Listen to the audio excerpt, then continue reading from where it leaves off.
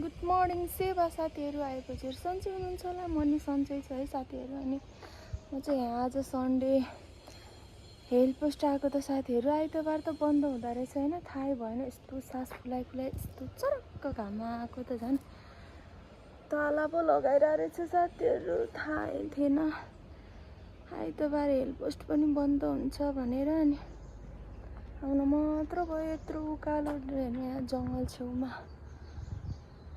आइपुग्यो। लास्टमा फर्किनु पर्ने भयो साथीहरू। म चाहिँ साथी पनि नभएर झन् एक्लै पछि लागि आएको त झन् बन्द पो रहेछ।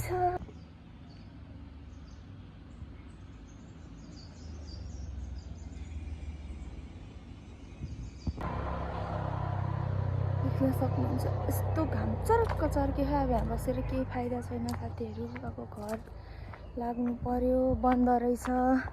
मेरो त्यहाँ गाउँको देउरानी र म आउँथ्यो साथीहरू। अरू बेला त सजिलो थियो, हामी दुईजना आउँथ्यो है, गफ गर्दै गर्दै। घाम चर्को भयो पनि केही फरक पर्दैन। आज त म एक्लै है। उसको अस्ति उसलाई 6 गते बोलायो अनि मलाई चाहिँ 10 गते बोलाएको भएर म चाहिँ झन् ढिलो आएको त। यस्तो जङ्गल छेउमा छ साथीहरू, देख्न सक्नुहुन्छ यहाँबाट। यस्तो रोडमा पुग्नुपर्छ है। यस्तो ओह्रालो छ कि अघि आउँदा उकालो थियो, अहिले ओह्रालो छ साथीहरू। अनि यहाँ चाहिँ चौघडा बजार सहर गाउँ भन्ने नि यो साथीहरू नि यस्तो छ। यहाँ छ हेल्थ पोस्ट चाहिँ हाम्रो 6 नम्बर वडाको। यहाँ जङ्गल छेउमै छ, हेर्नु न। अब म एक्लै घर जाँदैछु ओह्रालो ओर्लिँदै। मेरो पैसा मात्र खर्च भयो साथीहरू, अटो भाडा। फेरि भोलि आउनुपर्छ। अनि भोलि चाहिँ साथीहरू म मेरो छोरोलाई लिएर आउँछु। मेरो छोरो साथी हुन्छ भोलि होइन, उसको चाहिँ इक्जाम थियो नि त। अनि त्यही भएर मैले नलिकन आएको। अब चाहिँ भोलि चाहिँ म मेरो छोरोलाई लिएर आउँछु। म चाहिँ घामले हिँड्नै नसकेर यहाँ यस्तो शीतलमा बसिरहेको छु है। यो हस्पिटल हेल्थ पोस्टहरू चाहिँ बन्द हुन नपर्ने हो कि साथीहरू। यो आइतबार थाहा नि हुन्न है। सोध्नु पनि कसलाई सोध्नु, सोधेर नि आएन। अनि गाह्रो पर्यो। अब के गर्नु, कमसेकम क्यालेन्डरमा हेरेर त बोलाउनु पर्छ होइन। बोलाउने समय तोक्नु पर्छ नि साथीहरू। यस्तो गाह्रो। हेर्नु न यहाँ घाम 10 बजे पनि चरक्क घाम लाग्छ होइन। हाम्रो हेटौडातिर चाहिँ 2 दिन भयो साथीहरू पानी नपरेको। अनि यस्तो चरक्क घाम लागिरहेछ होइन। गर्मी छ अहिले चाहिँ, हल्का शीतल सरर हावा आइरहेको छ। अब चाहिँ म फटाफट हिँडेर साथीहरू अटो चढेर घर पुगेर होइन हजुरहरूसँग चाहिँ म भेट्ने छु। अनि मेरो चाहिँ यहाँ हिजो नङ भाँचेको साथीहरू, मैले काटेकै छैन कि कम्ता माया लाग्छ। अब भोलिपर्सि नङ पाल्न पाउँदैन नि त। अनि त्यही भएर पालौँ भनेर सोचे 1-2 महिना, तर यस्तो छ।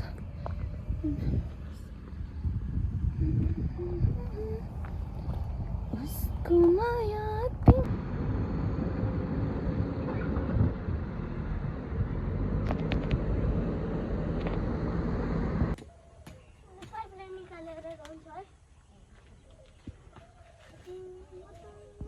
यहाँ चाहिँ मेरो छोरोले चाहिँ यहाँ हेर्नु साथीहरू। मेरो यहाँ जेठो छोरोले चाहिँ काम गर्दैछ होइन। पाइप निकाल्नु पऱ्यो अरे, त्यहाँ थोरै निक्लेको रहेछ है। अनि चाहिँ साथीहरू देख्न सक्नुहुन्छ। बाबु कति निकाल्यो देखाइदेऊ त छोरो।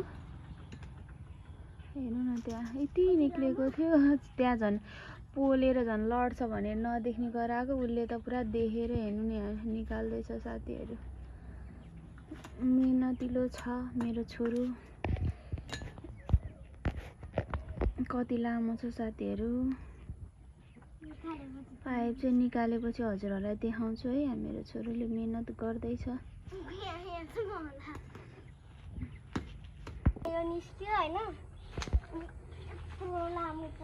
साथीहरू यता देखाउ न। हेर्नु त साथीहरू त्यति लामो, यहाँ खनेर हेर्नु न साथीहरू यति लामो रहेछ होइन। निकालिसक्यो है। कतिको खुसी लागिरहेछ भनिदेऊ न। आफूले मेहनत गरेर निकालेको राख, त्यो काम लाग्छ, धुलो लाग्छ छोरो। साथीहरू यस्तो छ मेरो छोरोको यहाँ हालत। हेलो साथीहरू, अनि म चाहिँ घर आएँ। एयरपोस्टबाट चाहिँ घर आएपछि भिडियो एन्ड ब्लग स्टार्ट गर्छु भनेको है साथीहरू। रोडमा बस्दा बस्दै 20-25 मिनटै बस्दा गाडी कुर्दा नपाएर होइन यस्तो चर्को घाम लागिरहेको थियो कि है।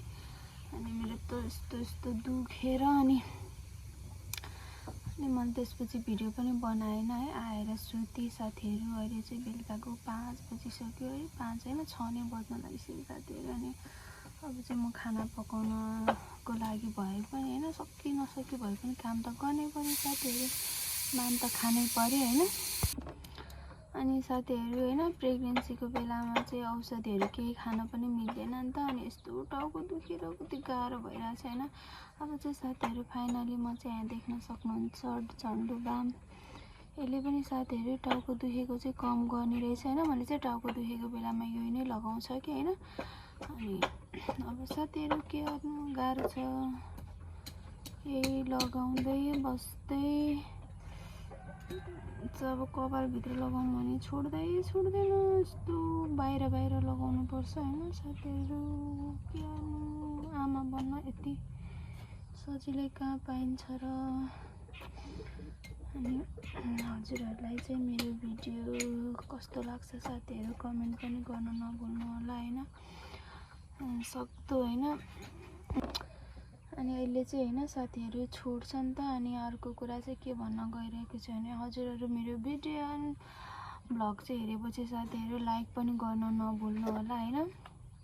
हजुरहरूको साथ सपोर्टले नै भिडियो बनाउन मन लाग्छ होइन। अनि हजुरहरूले नै साथ सपोर्ट गरिदिनु भएन भने चाहिँ साथीहरू भिडियो बनाउनु पनि मन लाग्दैन कि है। अनि त्यही भएर आज चाहिँ मेरो जस्तो अब बनाउन सकेँ त्यस्तै नै भिडियो बनाएर पोस्ट गरेको छु साथीहरू। आज चाहिँ खास भिडियो एन्ड ब्लगमा चाहिँ केही छैन है। अनि फेरि हजुरहरूको माझमा चाहिँ भोलि new day new video and blog लिएर उपस्थित हुने बाचाको साथ बिदा हुन चाहन्छु। By by.